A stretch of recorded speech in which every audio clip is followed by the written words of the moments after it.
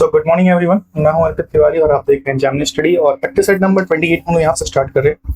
आप ये practice set ले सकते हो भाई। मैं कह रहा हूँ कि आप इसको आरबी एएलपी एएलपी के लिए ले सकते हैं, टेक्नीशियन के ले सकते हैं, आरआरबी ग्रुप डी, एनटीपीसी और जेई के ले सकते हैं।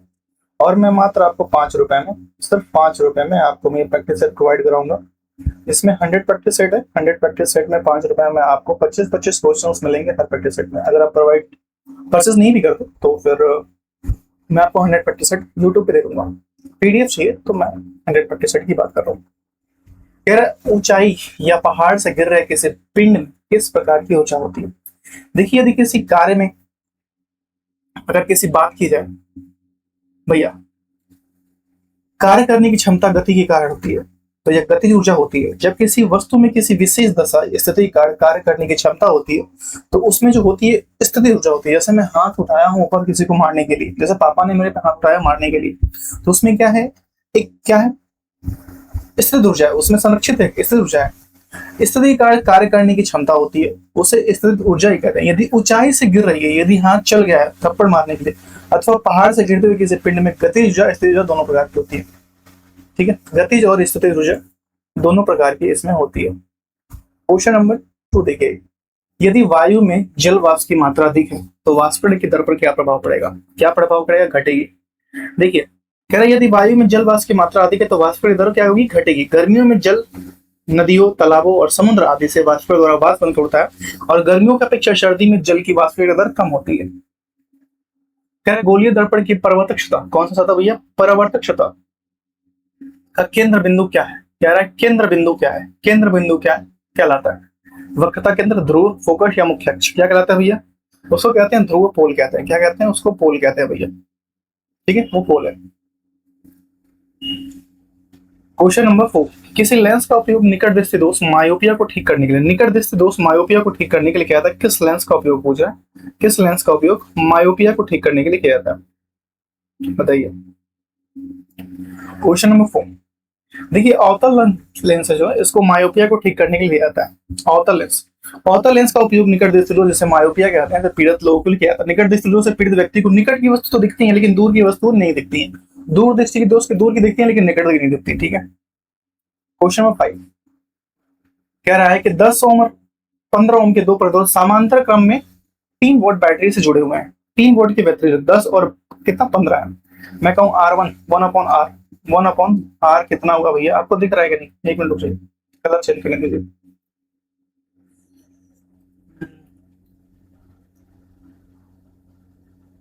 इस ट्राई करते हैं। ठीक है, 1/R मैं कहूँ 1/10 प्लस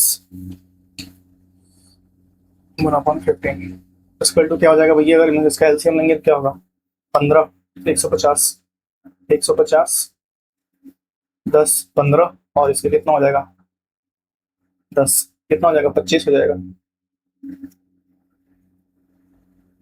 25 चौक तो 100, 1/6, 1/6 मतलब R बराबर कितना आ जाएगा? 6 ओम आ जाएगा। 6 ओम हो जाएगा, 6 ओम होएगा, 6 ओम आ जाएगा R बराबर। तो क्या कह रहा है? I बराबर यहाँ पे क्या दिया हुआ है? कह रहा है कि 3 वॉट बैटरी से जुड़े हुए हैं। 3 वॉट परिपथ की बैटरी से I बराबर होता है आपका, I इक्वल टू होता है V/R। तो आपका I बराबर यहाँ पे V कितना दिया हुआ है? 3 वॉट बैटरी दिया हुआ है। आपका R कितना है? 6 आया हुआ है।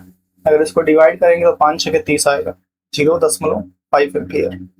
ये एम्पियर में आएगा 0.5 एम्पियर, 0.5 एम्पियर। इतना कहीं दिया ही नहीं भाई। ये 50 नहीं 5 एम्पियर आएगा भाई, इसको काट दो। 0.5 ampere. Option number D. Question number next बताइए, कह रहा है कि चालक के प्रतिरोध को प्रभावित करने वाला कारक कौन सा है? चालक के प्रतिरोध को प्रभावित करने वाला कारक, देखिए किसी चालक में विद्युत धारा के प्रभावित होने वाले चालक को परमाणुत्व या परमाणुओं के अन्य कारकों द्वारा धारा के प्रभाव से उत्पन्न किए गए। ठीक है, व्यवधान को चालक पदार्थ का प्रतिरोध कहते हैं। एक अदिश राशि है, प्रतिरोध क्या है? एक अदिश राशि है। इसके एसआई में प्रतीक मात्रा क्या होती है? ओम होता है। क्या होता है? ओम होता है। क्वेश्चन नंबर 6 का क्या होता है? तापमान, लंबाई, अनुप्रस्थ क्षेत्र की वो प्राकृतिक पर निर्भर करती है। नेक्स्ट क्वेश्चन नंबर, देखिए, चालक को प्रभावित करने वाला तापमान होता है, सुचालक की लंबाई तथा पदार्थ की प्राकृतिक अनुप्रस्थ प्रक्षेत्र का क्षेत्रफल भी प्रभावित करता है, तो ये चारों प्रभावित कर जाएंगे। फ्लेमिंग के बाएं हाथ के नियम, फ्लेमिंग के बाएं हाथ के नियम, तर्जनी उंगली किस दिशा को इंगित करती है? तर्जनी उंगली। देखिए, फ्लेमिंग के बाएं हाथ के नियम की जो तर्जनी उंगली होती है वो क्या होगी? चुंबकीय क्षेत्र की दिशा को इंगित करती है, चुंबकीय क्षेत्र की मैग्नेटिक फील्ड की दिशा को इंगित करती है। जबकि अंगूठा चालक की लगने वाले बल की दिशा, अंगूठा क्या होती है? चालक के लगने वाले बल की दिशा, और मध्यमा जो होती है विद्युत धारा की दिशा को निरूपित करती है। तर्जनी जो होती है ये क्या करती है? मैग्नेटिक क्षेत्र का, अंगूठा बल की दिशा लगने वाला, और जब मध्यमा होती है विद्युत की धारा की दिशा इंगित करती है। जीपीएस का पूर्ण रूप क्या है? इसको काटने देते हैं। जीपीएस का पूर्ण रूप क्या है? Global prime system, global piece summit, global postal system, global positioning system होता है जीपीएस का full form. Global positioning system होता है जीपीएस का फुल फॉर्म।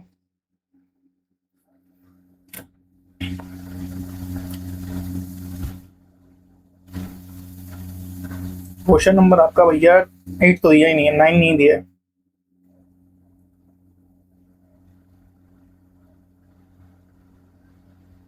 हीमोसाइनिन, मोरोसाइनिन, एंडोसाइनिन या एंथ्रोसाइनिन।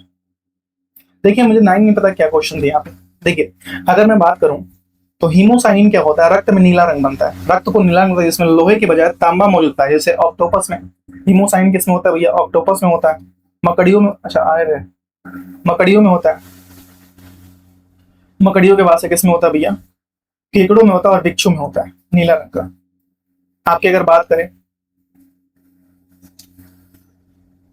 ठीक है, हीमोग्लोबिन रक्त में लाल रंग बनाता है, ये सभी कशेरुकी तथा अकशेरुकी में पाया जाता है। फलों और सब्जियों में लाल बैगनी रंग के निम्न से कौन सा बढ़त जिम्मेदार है? यही पूछ रहा है सर, ये कौन सा बढ़त जिम्मेदार है? एंथोसाइनिन होता है। देखिए, फलों और सब्जी में रंगों का निर्धारण एंथोसाइनिन बढ़त करता है। एंथोसाइनिन जैसे कि मैं कहूँ जामुन और आपका प्याज, अनार, अंगूर, टमाटर, चोकोबेरी आदि में पाया जाता है। ये क्वेश्चन नंबर 10 देखिए, क्वेश्चन नंबर 10 क्या कहता है? दूध में कौन सा मुख्य प्रोटीन पाया जाता है जिसके कारण इसका रंग सफेद होता है? ये कैसीन पाया जाता है। दूध में क्या पाया जाता है? कैसीन। दूध में क्या पाया जाता है? कैसीन। देखिए, प्रोटीन अम्ल के यौगिक होते हैं, प्राकृतिक में कितने कितने 20 प्रकार के अमीनो अम्ल पाए जाते हैं। प्रोटीन का संग्रहण carbon oxide, nitrogen, hydrogen, sulphur होता है। कैसीन का प्रोटीन जो दूध में पाया जाता है सफेद रंग का कैसीन नामक प्रोटीन होता है। गाय के दूध का हल्का पीला रंग किसके होता है? कैरोटीन के कारण होता है। जो हल्का पीला रंग होता है उसका क्या किसके कारण होता है?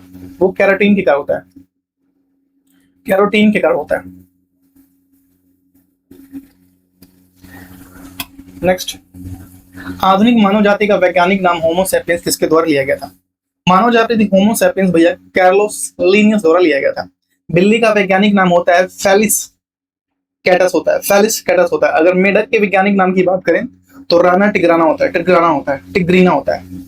सरसों का ब्रेसिका कैम्प्रेसिस होता है। धान का होता है ओराइजम सटाइवम होता है। गेहूं का ट्रेटिकम एस्टिवम होता है। और आम का मैंगीफेरा इंडिया होता है। केंचुए का मुख्य श्वसन अंग कौन सा होता है? केंचुए का त्वचा होता है, फेफड़े होते हैं, श्वास तंत्र होता है। केंचुए का जो मुख्य श्वसन अंग होता है वो त्वचा होता है। नेक्स्ट, निम्नलिखित में से कौन सा स्तनधारी जानवर पराध्वनि का उत्पन्न कर सकता है? पराध्वनि जो उत्पन्न कर सकता है ये परपोइसस, पोरपोइसस जो होता है ये पराध्वनि उत्पन्न कर सकता है। हार्बर पोरपोइसस सर्मिलियन, ठीक है, दुष्प्राय समुद्री जानवर होते हैं। ये समुद्री जानवर होते हैं। चमगादड़ भी कर सकता है भैया, चमगादड़ भी हो सकता है पराध्वनि। छोटी आंत के अवशोषण क्षेत्र में बड़े हुए उंगली नुमा प्रवत क्या कहते हैं? पक्षमाप कहते हैं या अंकुर, विली कहते हैं उसे। उसे क्या कहते हैं? विली कहते हैं। इसे क्या कहते हैं? अंकुर कहते हैं, विली। हमारे शरीर में छोटी आंत में उंगली नुमा अंकुर वेली के साथ पंक्तिबंध होते हैं जो हमारे भोजन से पेट में उत्पन्न तरल मिश्रण पदार्थ पोषक तत्वों को अवशोषित करते हैं, जिसे काइन कहा जाता है। अंकुर विलाई उंगलियों के समान प्रक्षेपण होता है जिनमें रक्त वाहिकाएं भरपूर होती हैं। विलाई अंकुर की संख्या लगभग 10 से 50 प्रति वर्ग मिलीमीटर, 100 से 25,000 प्रति वर्ग फुट तक होती है। वैवयी श्वसन क्या है? वैवयी श्वसन क्या है? ये ऑक्सीजन की उपस्थिति में श्वसन होती है, उसे वैवयी श्वसन कहते हैं, ऑक्सी श्वसन कहते हैं। देखिए, वैवयी श्वसन ऑक्सीजन की उपस्थिति में होता है। कोशिकाओं की जटिल भोज्य अणुओं से ऊर्जा प्रदान किया जाता है और ऑक्सीजन की उपस्थिति अनुपस्थिति पर निर्भर करती है। जब श्वसन क्रिया की उपस्थिति अनुपस्थिति पर निर्भर करती है तो इस श्वसन में ऑक्सीजन उपयोग होता है, इसे वैवयी श्वसन कहते हैं। और जब ऑक्सीजन नहीं होता तो उसे अवैवयी श्वसन, ठीक है, अनॉक्सिक श्वसन कहते हैं। मादा हार्मोन एस्ट्रोजन मादा हार्मोन एस्ट्रोजन का मुख्य कार्य क्या है? मादा हार्मोन के जो एस्ट्रोजन का मुख्य कार्य क्या होता है? मासिक धर्मचक्र लैंगिक लक्षणों का नियमन करना। नेक्स्ट, समुद्री शैवाल का हरा रंग किसके वजह से पिगमेंट का होता है? समुद्री शैवाल जो होता है उसका हरा रंग किस पिगमेंट के कारण होता है? ये पिगमेंट कौन है भाई? क्लोरोफिल। क्लोरोफिल के कारण होता है। क्लोरोफाइटा या हरा शैवाल विभिन्न माप तथा आकार के होते हैं। कुछ हरे शैवाल एक कोशिकीय और सूक्ष्मदर्शी होते हैं। हरे शैवाल में क्लोरोफिल और क्लोरोफिल बी और कुछ जो होता है कैरोटीनाइड पाया जाता है, कुछ में कैरोटीनाइड पाया जाता है। शैवालों का अध्ययन किसे कहते हैं? फाइकोलॉजी के अंतर्गत शैवालों का अध्ययन किया जाता है। किसके अंतर्गत? फाइकोलॉजी के अंतर्गत शैवालों का अध्ययन किया जाता है। क्वेश्चन नंबर 18 देखिए, कह रहा है कि ब्लू टंग रोग मुख्य रूप से किन पशुओं में पाया जाता है? ये भेड़ और बकरियों में पाया जाता है ब्लू टंग रोग।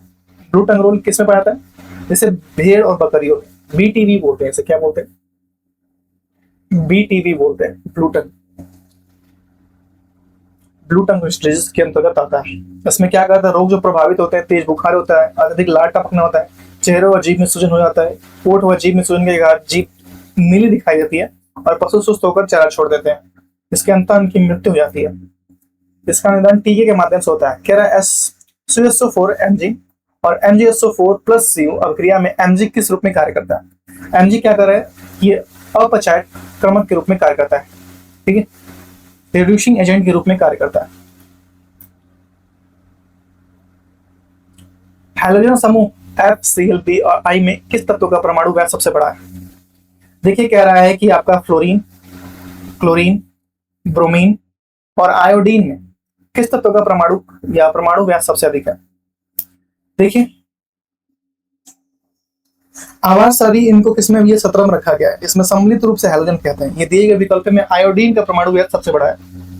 किसका भैया? आयोडीन का परमाणु व्यास क्या है? सबसे बड़ा है।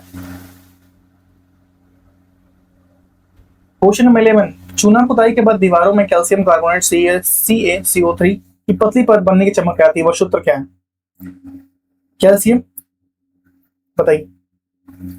क्वेश्चन नंबर 21, देखिए कैल्शियम हाइड्रोक्साइड CaOH2 एक कार्बनिक यौगिक है जिसे बुझा हुआ चूना कहते हैं, जबकि कार्बन डाइऑक्साइड CO2 अप्रभाव अम्लीय है। दोनों को आपस अपक्रिया से धीरे धीरे दीवारों पर कैल्शियम कार्बोनेट CaCO3 बन जाता है। CaCO3 बन जाता है।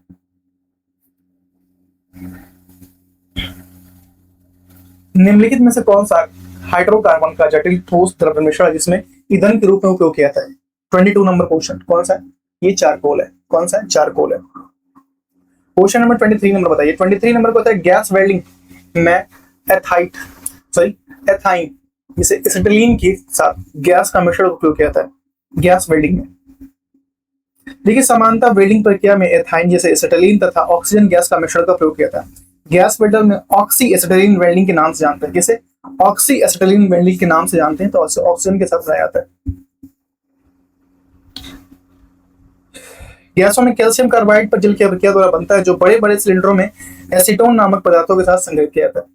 क्वेश्चन नंबर आपको 24 पूछ रहा है कि बताइए NaOH plus CuSO4 CuOH2 plus Na2CO4 अभिक्रिया में X क्या है? इसमें अवक्षेप क्या है? देखिए, कॉपर सल्फेट, इसमें तो कॉपर सल्फेट विलियम सोडा, इसका विलयन अभिक्रिया करने पर कॉपर ऑक्साइड के ऑक्साइड के रूप में अवक्षेपित करता है। इसमें कॉपर सल्फाइड, कॉपर हाइड्रोक्साइड। देखिए, 2NaOH प्लस CuSO4 से आपका बनता है CuOH2 plus Na2CO4। Copper sulphate विलियन सोडियम हाइड्रोक्साइड विलियन की अभिक्रिया करके कॉपर हाइड्रोक्साइड के अवक्षेपण के रूप में उस जो उक्त समीकरण के अवक्षेपित करता है। क्वेश्चन नंबर 25, कौन सी मृदा में कैल्शियम कार्बोनेट, मैग्नीशियम, पोटेशियम और चूने जैसे पोषक तत्वों की समृद्धि होती है? 25, काली मृदा में जो रेगुलर मृदा होती है इसमें होती है। तो बस आज के लिए इतना ही। तो जेमिनी स्टडी आपके उज्जवल भविष्य के भैया कामना करता है और करता रहेगा। तो आप कर दीजिए लाइक, कमेंट, शेयर और सब्सक्राइब। अगले प्रैक्टिस स्टडी के लिए चैनल को जरूर सब्सक्राइब कर लीजिएगा। और मैं आपको बताया हूँ कि मात्र मैं आपको 5 रुपए में ये आपको 100 प्रैक्टिस सेट दूंगा, जिसमें आपके 25 क्वेश्चंस आपको मिलेंगे। ठीक है, थैंक यू सो मच। अपना ख्याल रखिए, परिवार का खास करके अपने माता पिता का ख्याल रखिए। मिलते हैं नेक्स्ट वीडियो में, तब तक के लिए बाय बाय।